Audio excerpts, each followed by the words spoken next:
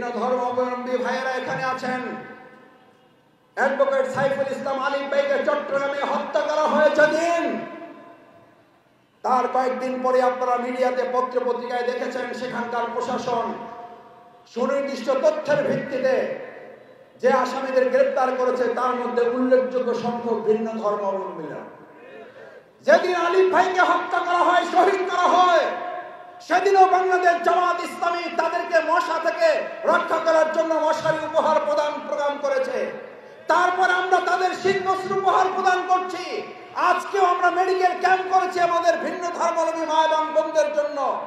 আমার সম্মানিত ভাইয়েরা, আমাদের প্রতিবেশী রাষ্ট্র বাংলাদেশকে নিয়ে বিরাবার চক্রান্ত করেছে, এখনো চক্রান্ত করছে, তার কার্ড হিসেবে ভিন্ন ধর্মাবলম্বী ভাই বোনদের ব্যবহার করছে।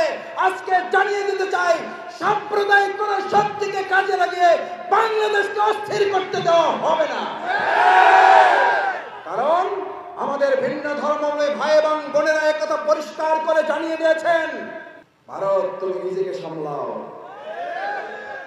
যেই খুনিকে, যে ফ্যাসিস্টকে গোটা পৃথিবীর কেউ জায়গা দেয় না, সেই খুনি ফ্যাসিস্টকে ভারত আশ্রয় দিয়ে ভারতের জনগণকে আমরা দায়ী করছি না।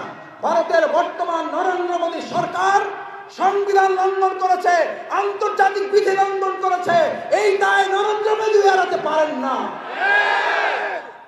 এই দায় তাকেও নিতে হবে। আপনারা পত্রিকায় দেখেছেন, সাংবাদিক বন্ধুগণ এখানে আছেন, গত কয়েকদিন আগে সেখানে আওয়ামী লীগের 60 জন ধর্ষককে গ্রেপ্তার করা হয়েছে।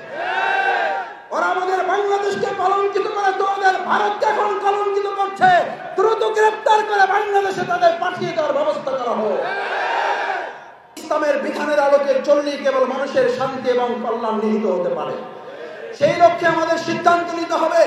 আল্লাহর আইন চাই, সৎ লোকের শাসন চাই। এটার লক্ষ্যে আমাদেরকে সৎ নাগরিক হিসেবে নিজেদেরকে গড়ে তুলতে চাই। কারণ যে জাতি যেরকম হবে তার শাসন ব্যবস্থাও সেরকম হবে। আজ এখানে ভাইদের কাছে জানতে চাই, পর্দালালের মা বোনদের কাছে জানতে চাই, ভিন্ন ধর্মী ভাইদের কাছে জানতে চাই, আমরা ওমরের শাসন পাওয়ার জন্য ওমরের নাগরিক হওয়ার মতো তৈরি হতে সিদ্ধান্ত নিতে পারবো? ইনশাআল্লাহ। আল্লাহ আমাদেরকে ওমরের মতো শাসন ব্যবস্থা কবুল করুন। সেই প্রত্যাশা ব্যক্ত করে কাশিমপুর সংগঠন থানা এবং মহানগরী জামাত আমার মতো ছোট মানুষকে দাওয়াত দিয়ে যে সম্মানিত করেছেন, আল্লাহ সুবহানাহু ওয়া তাআলা এখানকার ইসলামী আন্দোলনকে তার চেয়ে কয়েক শত কোটি গুণ সম্মানিত করুন। সেই প্রত্যাশা ব্যক্ত করে এই জমিনকে আল্লাহ তাআলা কবুল করুন। আসসালামু আলাইকুম ওয়া রাহমাতুল্লাহি ওয়া বারাকাতুহু।